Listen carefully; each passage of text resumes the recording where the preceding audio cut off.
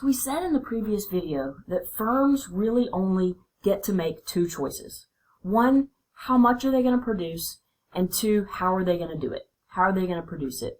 Considering their production function, how their inputs are related to outputs, how many inputs do they need in order to produce as much as they want. And we talked before about marginal product. Marginal product really sort of helps us answer the second part of that question, which is how will we produce what we're producing. When we talked about it in terms of marginal product of labor, and we discussed the fact that since marginal product begins to diminish at some point, there is some sort of perfect amount of labor that you would want to hire, after which you actually would be hurting yourself. So that sort of goes to the question of how will we produce what we produce? How many people will we hire in order to do it? And how many machines will we use to do it? We could discuss, just like we discussed marginal product of labor, we could also discuss marginal product of capital, which would be exactly the same sort of calculation, just for building size and machines instead of for number of people. But then if we want to think about the first question that businesses get to grapple with, and that is, how much should I produce? The answer to that question is going to come down to an examination of costs, production costs.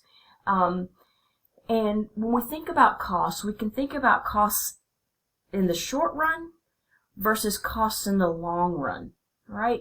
And if you just sort of define short run and long run for yourself, you may have some idea of some number of years that you would consider to be a long time from now, the long run.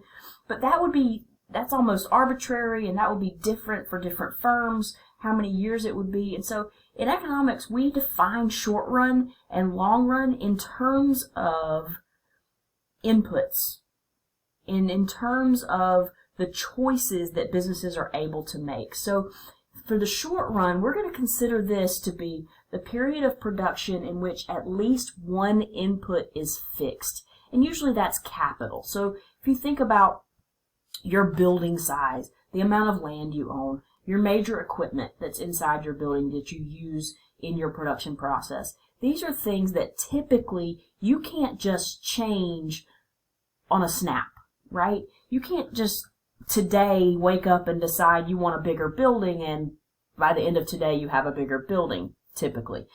So these are things that take a little bit longer to change, and if we think about the short run, you can't really change those things. So that's one input that is fixed in the short run, as opposed to something like labor, where it's pretty simple. If you wake up today and want a new worker, you just hire somebody. Or you wake up today and you need somebody to work more hours, you call one of your employees and you ask them to work a few more hours. So labor is something that you can shift and change more readily in the short run, and capital not so much. But if we think long term, in the long run, we define this as the period of production in which all inputs are variable. So give me long enough and I can change anything I need to change, right? So if I notice that my business is doing so well that I might need to add on to my kitchen, I can't do that immediately, but I can come up with a long-term plan to be able to get that done over the next several years or months or something like that. So the long run we consider to be that period of production where everything is variable. Anything can be changed. In the short run, we're stuck with what we've got in some sense. So first, let's think about what costs look like in the short run. In the short run, we have variable costs, which are costs that change with the rate of output. So an example of a variable cost is wages or electricity. Something that if you produce nothing today, you don't open your store today, you don't have to pay that. But if you do start to produce, the more you produce, the more you've got to pay in your electricity costs or in your labor, your wage costs. Those are your variable costs. Fixed costs are costs that don't vary with output. So your rent or mortgage, your insurance, those things that even if you don't open today, you still have to pay them. So you can think about an example of a fast food restaurant like Chick-fil-A. They don't open on Sundays, right? And so on Sundays, they don't pay wages because wages are a variable cost. When you don't produce, you don't pay them. And the more you produce, the more you have to pay, right? But on Sundays, they still do have to pay to keep their building around, unless they want some major issues to deal with on Monday, right? So they still have to pay their fixed costs on Sundays. And so the total costs for any firm in the short run is the sum of those variable and fixed costs. Total cost is total variable cost. That's what this TVC stands for, plus total fixed costs. The costs that vary with output plus those that don't equal your total costs. That's all fine and interesting to look at for a business, but if you compare one business's total costs to another business's total costs, it wouldn't show you much. You may think, oh, this company has much lower costs than that one. They must be much more efficient in doing business. That may not be true. They may just be much smaller, right? So total costs are interesting and good to look at, but don't give us all the information we might need. So we also can calculate average costs. So the average total cost is the total cost divided by the number of units produced. Average total cost equals total cost divided by quantity. And so this lets us talk about, if we're, say, McDonald's, the cost per burger produced, right? And that's maybe a better snapshot of how we're doing in our production process, right? And we can divide average total cost into the two parts, average variable cost and average fixed cost. And anytime you're talking about an average cost, you're really just dividing your cost by the quantity that you're producing, right? So the cost per burger, the cost per widget, or whatever it is you're producing, right? So total variable cost divided by the number of units produced gives us our average variable cost. And then you got average fixed costs, where you take the total fixed cost divided by the number of units produced. And lastly, you knew it was coming. It's econ. We're going to talk about marginal things. Marginal cost, you probably can guess what this means, since you know that marginal always means on the edge. What happens when we add or subtract one unit of something, right? Marginal cost is exactly that in terms of cost. The increase in cost from producing one more unit of output. And we calculate it as the change in total cost divided by the change in output.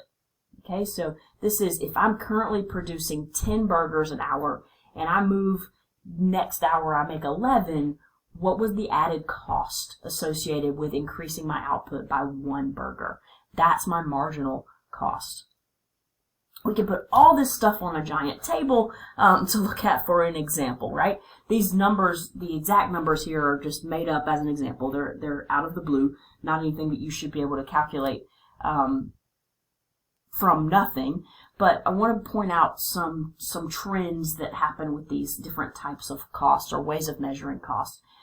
First, the left-hand column here is just our quantity, and we're increasing quantity by 10 each row, right? This is quantity produced. Then we'll look at the variable costs associated with this quantity of production. You'll notice that that first block that's now highlighted green is $0, because the nature of variable cost is that it varies with output. When we produce nothing, we pay nothing in our variable costs for our variable inputs. So as we increase our output, though, we notice our total variable costs are increasing. So all the way down that column, you'll see those numbers are increasing. The more we produce, the more we pay. Fixed cost, on the other hand, is the same whether we produce 0 all the way at the top or 100 all the way at the bottom. Fixed cost is the same from top to bottom. It doesn't matter how much we're producing. We pay the same amount in rent or insurance, whatever it is we're paying on for fixed costs. The total costs then are just add the variable costs to the fixed costs, and you'll notice that they do increase. Our total costs increase with our quantity produced, and that's because the variable costs are increasing. Now, the next several columns are averages, average costs, and then marginal costs. And so what I've highlighted in yellow at the top is that these cells stay empty because it doesn't make sense to talk about the average cost of producing nothing, or the marginal cost at 0, because marginal cost is always dealing with a change in production when we go from producing X number to producing Y number, right? And while we're at 0, we haven't changed anything yet, so we can't talk about a marginal cost yet at 0. So we'll just leave those top cells blank. But then let's look at average variable cost. So average variable cost is the total variable cost divided by quantity produced, and look at the trend that's happening there in those numbers. Notice that in the beginning these numbers are decreasing, and then we hit the one that's highlighted in red here, and now the numbers start to increase again. All right? We'll return to why that is that way in a second. Here's our average fixed cost, and notice the average fixed cost is always decreasing from the beginning to the bottom where we're producing more and more. The reason for that, this has a name, it's called spreading overhead. The reason for that is the fixed costs are not changing. What is changing is how much you're producing. So if you think about this in terms of a McDonald's, for example, if you produce just 10 burgers, but you're paying rent for your entire building in order to produce those 10 burgers, those are essentially 10 very expensive burgers, right? So the average cost that you're incurring per burger while you're producing very few burgers is really high. But the more burgers you produce, the more you spread out your rent across all those burgers, and you're reducing the average fixed cost per burger the more you produce. And so we could expect, it's logical to expect that the average fixed cost starts out really high when we're producing very little, but it then gets smaller and smaller as we produce more or higher quantities. Average total cost has a similar shape, a similar pattern to the average variable cost. It starts high, goes down to some point, and then starts to increase again. The reason for that is that it's just adding the average variable cost to the average fixed cost, so it's going to match the shape of the average variable cost. Lagging a little bit, so notice the bottom number where it gets its smallest and then starts to go back up is a little bit further down in the table than the bottom number for average variable costs. The reason for that is just because the average fixed costs are still are factored in there, are pulling on it. And then lastly, our marginal costs, we see that same, what we call a U shape, where it goes down to start with, reaches some bottom point, and goes back up, right? So where does this U shape come from? The U shape of these different cost curves, we'll look at them on a graph in a minute, and we'll call them cost curves. The U shape of these costs comes from our previous discussion in the previous video about marginal product, right? As long as, so marginal product, remember, increases to some point and then starts to diminish. As long as marginal product is increasing, then we're going to be seeing a lower and lower cost per item that we're producing, because we're producing them more and more efficiently, in a sense, as we're, remember the marginal product story was a story of specialization. So as we're hiring workers, they're specializing, we're able to produce burgers or whatever we're producing more and more efficiently to some point, at a lower and lower cost to some point. Then when marginal product takes that turn and starts to diminish, that's when we start to see our cost per item, our average costs, go back up, because adding another worker now doesn't add as many burgers as before, so our average cost is going back up. So it's really a story of specialization. As we're specializing, we're decreasing the cost per burger. When we reach sort of the limits of our specialization, we're increasing the cost of our burgers again. And it follows directly with the marginal product story. Okay, so as promised, let's look at these things on a graph. So total cost curves. If we've got cost on the vertical axis and quantity of Big Macs or whatever you're producing on the horizontal axis, our total variable costs will look something like this, right? Don't worry too much about the exact shape of this curve. What's really important to notice is the fact that it's increasing everywhere, right? So it's increasing at different rates at different places, but it's always going up. That's the nature of total variable costs. Increases with the quantity that we produce. If I draw fixed costs on here, you can probably guess what it will look like. There it is. It's a straight horizontal line. Why is that? Because the total fixed cost does not change when our quantity changes. So we can increase quantity all we want, and the fixed cost stays the same. So now, if I draw the total cost curve on here, remember the total cost is the sum of fixed costs and variable costs. So it's going to follow the same shape as the variable cost. It's just going to be shifted upward by the amount of the fixed costs. So these are the total cost curves. Not especially particularly interesting to look at. The next graph will show the more interesting curves. So starting with our average fixed costs, so our average costs are a little more fun to watch, to look at on a graph. The average fixed cost looks like you would expect it to. This is spreading overhead. The average fixed cost falls as quantity increases, right? That one's not all that fun because it's just always going down. So let's get rid of it. And now let's look at the fun ones. So marginal cost. If we draw it on here, it's U-shaped. So again, this is the marginal product story. This is the specialization story. Marginal cost is decreasing to a point and then starts to increase. And we see that same U shape with average variable cost. Right? So average variable costs are decreasing to a point and then they start to increase again. Let's take a little more time here to look at the relationship between average variable cost and marginal cost. So notice at this point of 50 Big Macs that marginal cost is lower than average cost, right? At this point of 70 Big Macs, marginal cost is higher than average cost, right? And what is happening to average cost in each of these places? So at 50, at the point where marginal cost is below average variable cost, the average variable cost is decreasing, right? So that's where it's going down. Over here at 70, marginal cost is greater than, is above average variable cost, and the average variable cost now is increasing, right?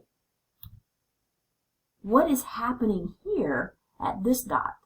At the dot where marginal cost crosses average variable cost is in fact the bottom of the average variable cost curve. Anywhere that marginal cost is below average variable cost, the average variable cost is decreasing. Wherever marginal cost is above average variable cost, the average variable cost is increasing, which tells us that where they cross is where the average variable cost is at its minimum, where it stops decreasing and starts increasing. And we see exactly the same relationship with the average total cost curve. That whenever marginal cost is below the average cost curve, it's decreasing. Whenever it's above the average cost curve, it's increasing. And so the point where they cross is where that average curve is at its minimum, is at its bottom point. Why is this? There's actually a really specific and commonly known reason for this relationship among these curves. You know it. So if you think about a couple of examples, think about class GPA, think about sports statistics, whichever one is your favorite example, right? So suppose the class average on the econ exam is 85%. When Smarty McGenius joins the class and gets 100%, what happens to the class average? It goes up. When Lazy No Studdyson joins the class and gets 34%, what happens to the class average? It goes down. The average always follows the margin. When the marginal student has a score higher than the average increases. When the marginal student has a score lower than the average decreases. Same with sports stats. If you think about your average points per game, if you have a game that's particularly bad, it decreases your average. If you have an awesome game, it increases your average, right? This is why we see this relationship between the marginal curve and the average curve, because the average always follows the margin. As long as the marginal curve is still below the average will be coming down. And then as soon as that marginal curve is above the average will be rising. This is a mathematical relationship that you already know because of your experience in the real world.